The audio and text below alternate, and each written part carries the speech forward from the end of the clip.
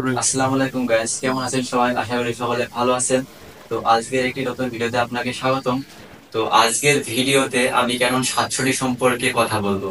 তো রিসেন্টলি যারা আমার ফটোশুট ব্লগটা দেখেছেন বা এমনি ভিডিওগুলো দেখেছেন, 3-4টা ভিডিও, আমি কিন্তু ক্যানন ইউএস 760 দিয়ে বেশিরভাগ শুট করছি, মেনলি ভিডিওটা করছি আর ছবিটা আমার ক্যামেরা দিয়ে করছি। তো আমি এই ক্যামেরাটি ব্যবহার অনেকদিন ধরেই করেছি, তো রিসেন্টলি কটা ভিডিও করছি ইউটিউবের জন্য। তো এই ক্যামেরাটা ইউজ করে কি কি ভালো দিক দেখেছি, কি কি খারাপ দেখেছি, সেটা আমি আপনাদের সাথে শেয়ার করব। তো ক্যানন ইউএস 760 কিন্তু আপনার আছে 600 আপডেট ভার্সন, 650 মানে সবগুলাই সেম ব্যাটারি, সেম সবই সেম, ক্রপ সেন্সর, কিন্তু এতে কিছু কিছু ফিচার অ্যাড আছে যেটা কিন্তু 660 নেই। তো সেগুলো নিয়ে কথা বলবো।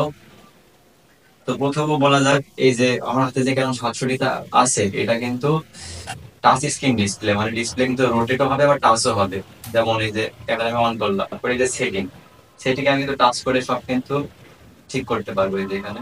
তারপরে আপনি ছবি তুলছেন, ছবি তুলতে তুলতে এই যে এইভাবে টাচ স্ক্রিনে দেখা যায়, এইভাবে কিন্তু টাচ করে আপনি সব মানে ফোকাস ঠিক করতে পারবেন, এটা অটোর ক্ষেত্রে আর কি। ভিডিওর ক্ষেত্রেও কিন্তু পারবেন। আর এতে কিন্তু মেকানিক্যাল ভিউ ফাইন্ডারও আছে।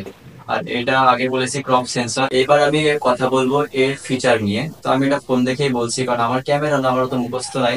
তো এতে আছে 18 মেগাপিক্সেলের এপিএসসি সেন্সর, মানে ক্রপ সেন্সর, এটা কিন্তু ফুল ফ্রেম না।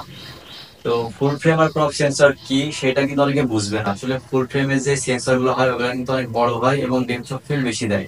অবভিয়াসলি আপনার ক্রপ সেন্সরের থেকে ওইটা ফিচার বেশি পাবেন আপনি।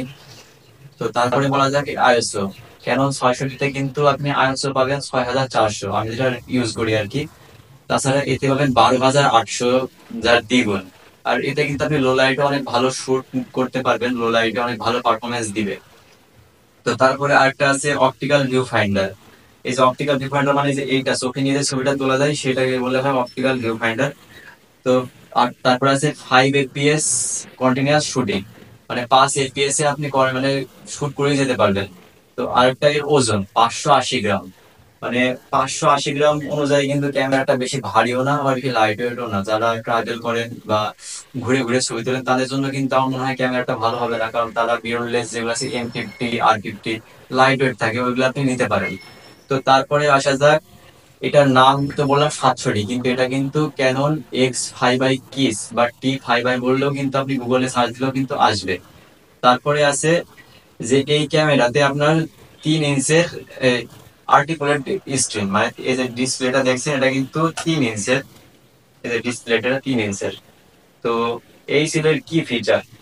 আসলে ফিচার গুলো কিন্তু তো মুখস্থ করা যায় না, আমি যে ক্যামেরাটা ইউজ করি আমার এটা মুখস্থ, কিন্তু এটা কিন্তু আমার বন্ধুর ক্যামেরাতে দেখে বললাম। তো তারপরে খারাপ দিকগুলা নিয়ে কথা বলা যাক।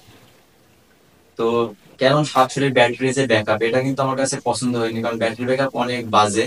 আর বেশি বাজেও না, আপনি যদি ভিডিও করেন তাহলে কিন্তু অনেক তাড়াতাড়ি শেষ হয়ে যাবে, ছবি তুললে একটু গেলেও যেতে পারে। তারপর আছে আসছে optical view finder. Optical view ফাইন্ডারে আপনি ছবি তুলছেন, এই যে চোখে যেমন করে যে ছবিটা তোলে আর কি, এই যে এইভাবে যে ছবিটা তোলে, এতে কিন্তু অনেক সময় সাবজেক্টটা মানে ভোলা করে দেয়। তো এই দুটো জিনিস আমার কাছে খারাপ লেগেছে। তাছাড়া আপনি যদি একটা মিড রেঞ্জের ভিতরে আপনি ভিডিও, ফটোগ্রাফি, ভিডিওগ্রাফি সব করতে চান, তাহলে 760 আপনার জন্য ভালো ক্যামেরা হতে পারে। তো আশা করি আজকে ভিডিওটা আপনাদের কাছে ভালো লেগেছে। তো কি ধরনের ভিডিও চাচ্ছেন অবশ্যই আমাকে কমেন্ট বক্সে জানাবেন। আর ভিডিওতে যদি কোনো ভুল ত্রুটি হয়ে থাকে তাহলে আমাকে কমেন্ট বক্সে জানাবেন যে এই জায়গায় জায়গায় ভুল আছে। আর আমি চ্যানেল সাবস্ক্রাইব করার কথা কখনোই বলি না। ভিডিও হেল্পফুল লেগে থাকলে আপনি করতে পারেন আপনার ইচ্ছা অনুযায়ী। তো দেখা হবে পরের কোনো ভিডিওতে। আল্লাহ হাফেজ।